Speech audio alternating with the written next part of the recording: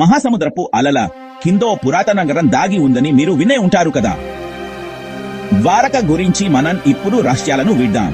ద్వార ప్రపంచంలోనే అతి ప్రాచీన నగరాల్లో ఒకటి. పురాణాలు, పురావస్తు ఆధారాల ప్రకారం ఇది సుమారు 1000 సంవత్సరాల క్రితం మునిగిపోయింది. హిందూ పురాణాలలో ద్వారా శ్రీకృష్ణుడు పాలించిన ఒక అద్భుత నగరంగా వర్ణించబడింది.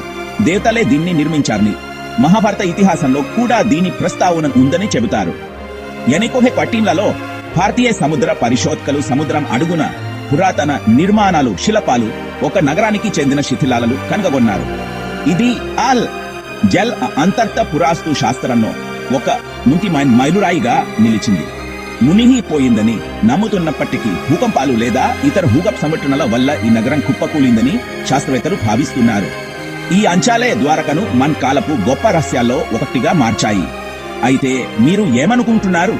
ద్వారక కేవలం